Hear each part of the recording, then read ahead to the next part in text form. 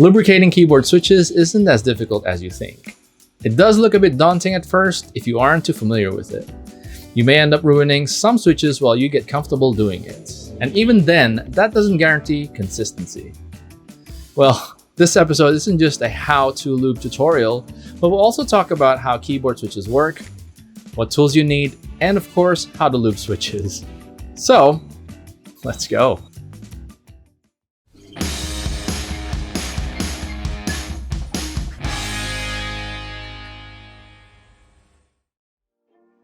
Hey guys, welcome back to my channel, or welcome if it's your first time. I'm Marvin Gray, and in this video we'll talk about lubing keyboard switches. As you know, this hobby is quite meticulous, especially on maintaining the components of a keyboard. Enthusiasts factor in acoustics, feel, usability, collectability, and lastly, cost. So in terms of maximizing the hobby experience, it's always recommended to start delving into it by lubricating your switches, or for short, lubing. The goal of lubing is to create a smoother, better sounding switch. Modders usually do this to remove the scratchiness of the switch, which is the friction between the stem or slider and the housing. Lubing along with filming can also improve acoustics and reduce housing wobble for a smoother typing experience. Now, lubing in itself may sound simple, but coupled with the information about types of lubes and types of switches, it can look overwhelming to beginners. So let's take some time and understand what a switch is and how it works. In this video, we'll talk about the most common type of switch, which is called an MX style switch, and these are modeled to the original Cherry MX design. A switch has several components: the stem or slider, the top housing, the bottom housing, the leaf, and the spring. So the way it goes is that when a key press is done, it sends out force, which then pushes the stem down to touch the leaf, which then registers the key press, and that results to a character displayed on the screen, provided that there is an active connection from the switch to wires or a PCB to a PC. There are three types of switches: linear, tactile, and clicky. Now, we won't talk too much about these things, but maybe in a future episode. Okay, so now that you know the components of the switch and how it works, I guess it's fair to know why we even bother lubing these switches, right? Well, modding is a common term you'll see in the keyboard community, and the first mod you can do for your keyboard is to lube the switches and the stabilizers or stabs to make them smoother and eliminate scratchiness when you press them. This improves the feel and the acoustics of the switch, therefore improving the overall typing experience.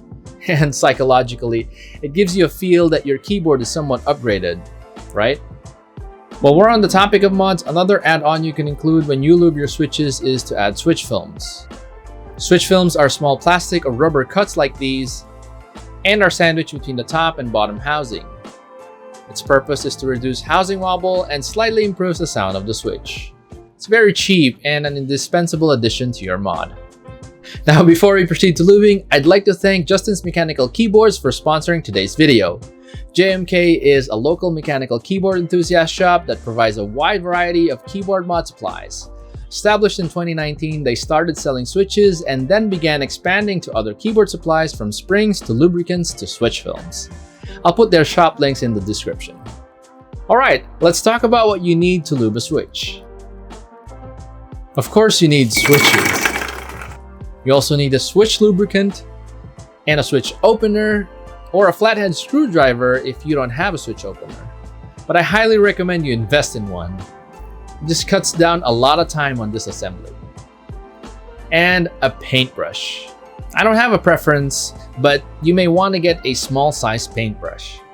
The optional tools are switch films, a claw pickup tool which is used to grab the stem for easier lubing, a lubing station, at least 4 containers if you're the type that separates switch components for faster lubing. There are many types of lubricants out there, but we can classify them into 2 types: oil and grease. Grease is generally formed by adding a thickener powder to oil. Grease and oil are classified based on viscosity or thickness. Now, both are classified further by NLGI grade, which determines the fluidity. NLGI stands for National Lubricating Grease Institute. Now, you'll see names like Krytox or Turbosis along with numbers, but they're just brands that have their own numbering. For the purpose of this video, let's use Krytox, which is much more popular and available. The common Krytox products we see and read in the modding hobby are numbered based on its base oil viscosity. The lower the number, the less viscous it is. So for example, 203 is less viscous than 204, which is in turn less viscous than 205, and so on. To give more context without being too technical, the NLGI grade starts from grade 000 to 6. 000 is similar to the fluidity of ketchup, while the popular grade 0 is similar to the fluidity of mustard. While viscosity is often referred to as thickness, grades determine the fluidity or stiffness of the lubricant. Also, Krytox numbers the oil starting by 10x and 20x for the grease. Based on observation, the most common greases and oils used in our community seem to be 104, 105, 106, 203, 204, and 205. Now, what I've learned is that the type of lube really depends on your preference. The general guideline people gave me when starting out is that you use the more viscous lubes for linear switches and then scale down to a lower viscosity for tactiles. So let's begin. The most basic way to do it is to use a switch opener, disassemble the switch, lube the bottom housing, lube the spring, and put a switch film on top of the bottom housing. Then proceed with lubing the stem.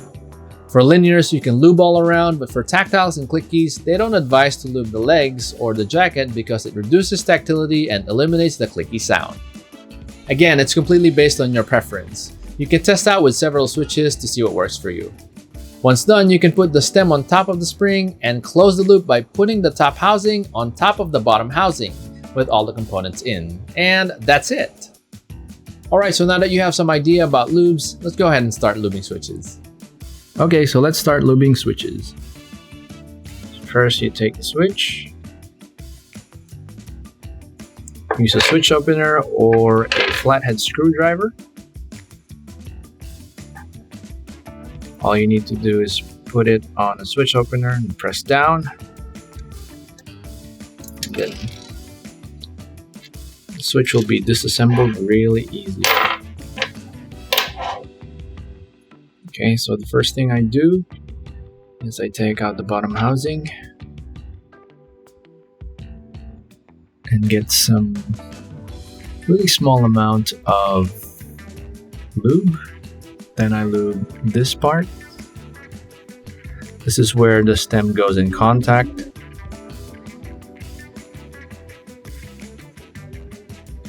And the other part. And then I just take some excess and do a circular motion where the spring goes. And then you're done lubing the bottom housing. Then you get spring. Right? Just put some lube there.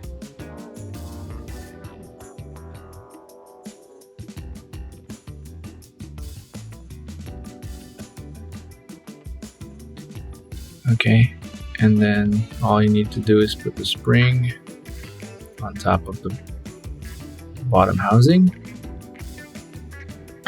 And then if you want to add switch films, you can add switch films.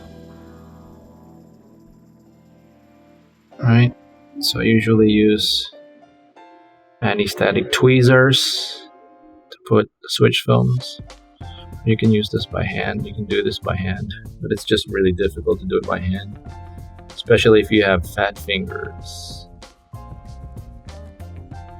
Okay, so we're good. We have the switch film on, and then you take this one,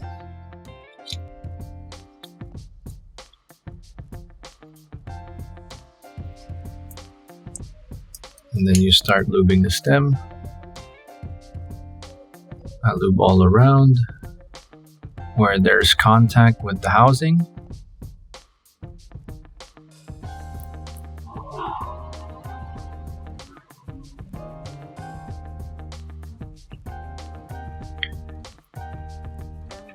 Okay, I lube this as well.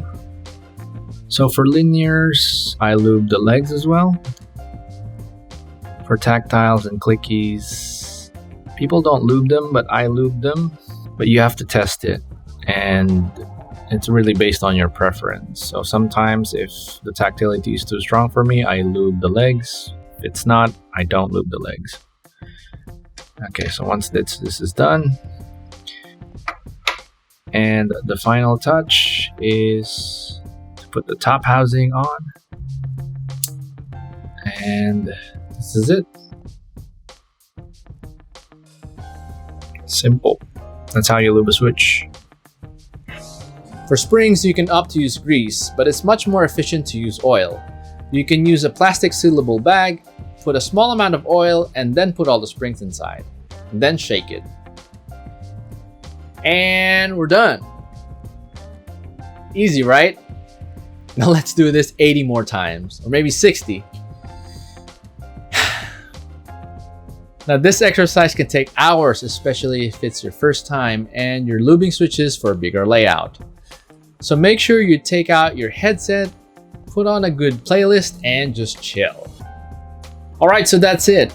I hope this helps get you started in modding your keyboard.